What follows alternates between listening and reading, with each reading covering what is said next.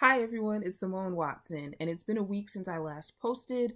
And so for those of you that celebrate Christmas, I hope you had a great Christmas. And for those of you who do not celebrate it, I hope that you had a really good week.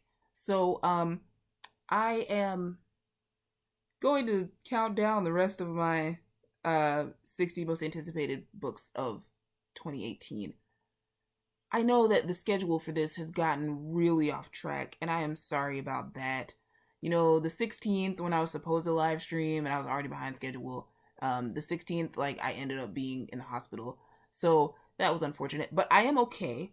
I appreciate you guys that, you know, expressed concern when I said I wasn't feeling well before. Yeah, I am totally okay. We thought it was like a worsening of my already present neurological symptoms, but my mom and I have theorized that I just took too much of a vitamin, and that's what happened.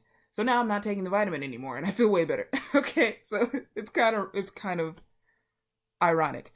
Anyway, yes, so I am ready to try and catch up with these most anticipated books so that I can hopefully get done counting them down by Saturday, and then I can tell you my reading goals because they directly relate to this. Also, I'm not going to do the cover thing. I'm not going to do the cover thing. It is because of a computer related problem. But soon that issue should be rectified. Okay? Okay, so number 50 is This Love Story Will Self-Destruct by Leslie Cohen. This will be out January 23rd.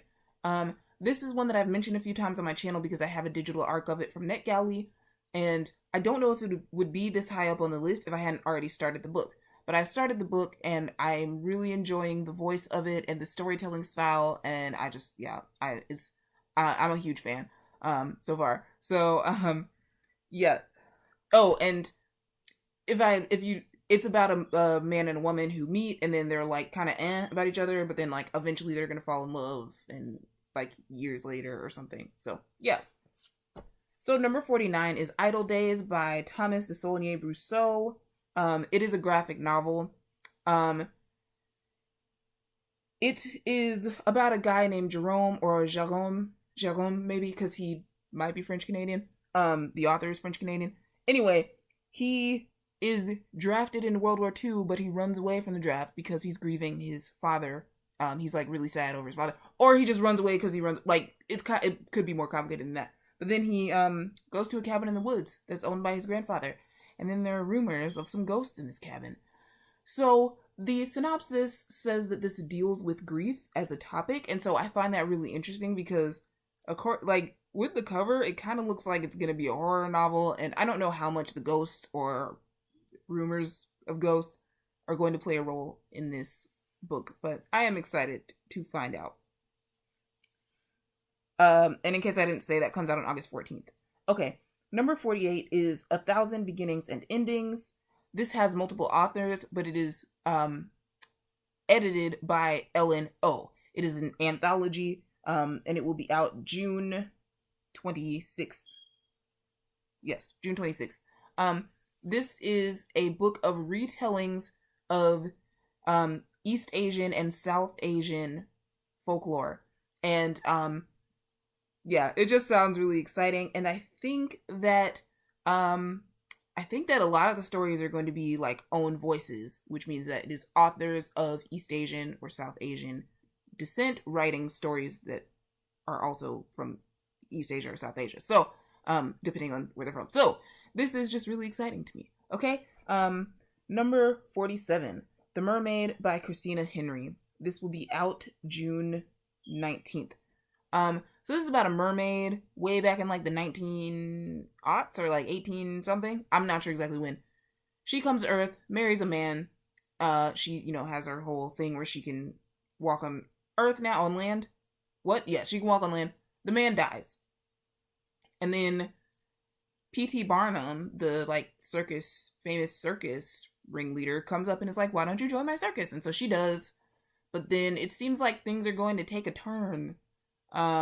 Like it seems like, according to the synopsis, she thinks she can leave whenever she wants, but P.T. Barnum does not want to let her leave whenever she wants. So this concept just sounds really original to me, and that's why I'm so excited for it.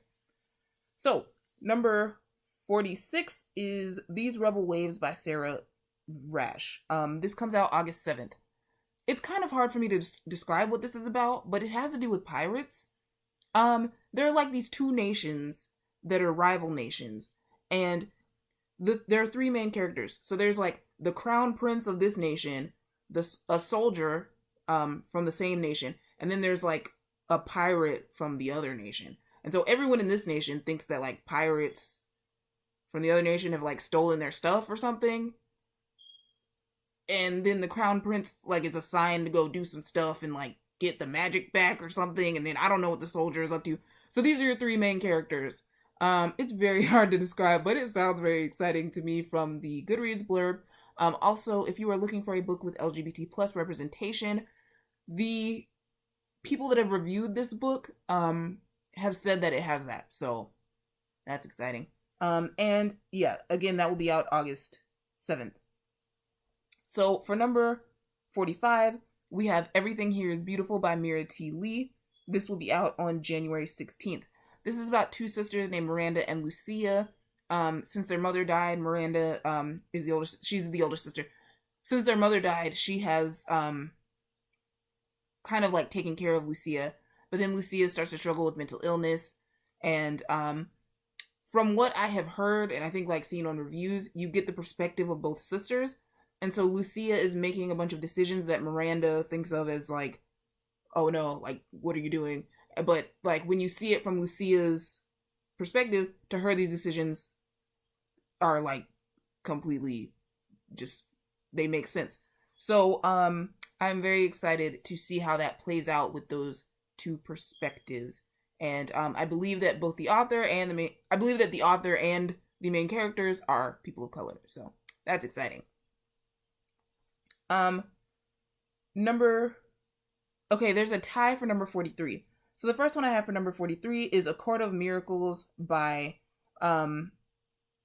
Kester Grant. Sometimes she goes by Kit Grant. This will be out, I think, sometime in the fall, but when I checked, it doesn't have like a specific release date listed as of yet. This is a retelling of sort of like a reimagining of Les Miserables, combined with the reimagining of the Jungle Book. And it talks about like what would happen if the French Revolution had never happened, or something like the French Revolution failed or something like that. And there's this like girl trying to go save her sister from the like something like the underbelly or something of the city. There are so many things that interest me about this. This is another one where the author is a person of color. She's like I believe she's like from Mauritania, her background. And then but this is like, one of the things that is great is it talks about the court intrigues of Louis XVII. And when I first saw that, I was like, Louis XVII didn't have court intrigues. Louis XVII was literally king for like 2 years, and he wasn't even like king. It was just a title because he was in captivity the whole time. His dad, Louis XVI, had been, he'd been decapitated. Forgot what the word was. Anyway, so Louis XVII was like king in title from age like 8 to 10. He didn't have court intrigue. So, but now they're talking about the French Revolution had failed. So she gets to like make up this whole new king and like this whole new regime. And I'm fascinated by that. Okay. So the other book that is tied for number 43 is She Regrets Nothing by Andrea Dunlop. And this will be out February 6th. This one, the description just fascinates me. There's this woman, her parents die, and she meets some cousins that are like upscale and like, I'm sorry, maybe you can't call people upscale, but they're like very rich and they're just like, oh, we have lots of stuff, blah, blah, blah, blah, blah. And she just goes away, and then she sees them again later, and she realizes like there's a reason why her parents didn't inherit anything like from her grandparents. And so she's like trying to like fit into this world and like figure out what's going on with the family and what all the family secrets are. And I just love it. I just love it. I love it. I'm very much here for it. Okay, so number 42 is When My Heart Joins the Thousand by AJ Steiger. This will be out February 6th as well. This is about a girl that she's like, I believe she's in the foster system, and she wants to make it to 18 and be emancipated. Or yeah, she wants to make it to 18 and be emancipated, but she has struggled with like mental illness for a long time, and so she doesn't really have friends except for this hawk that she talks to, and she when she goes to the park or the zoo, something like that. Anyway, she meets a guy. This guy has an illness that makes his bones break very easily, so he has a cane, and they maybe have a romance. I don't know. Yeah, I think they have a romance. And I love how the two main characters are like, one is neuroatypical and the other one is physically disabled. I'm so here for that. And I just think it's going to be the type of book that makes you smile. I think it's going to be I think I'm going to smile at this book, and that's a thumbs up.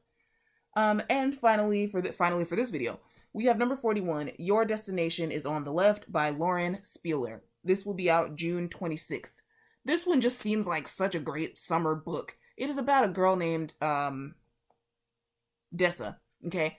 Her family has always been like traveling like nomads. Like they've never stayed in one place. They travel with an RV caravan or something like that. And so there's her family and there's a family that's close to them, and she, I think, kind of likes a guy that's in the other family.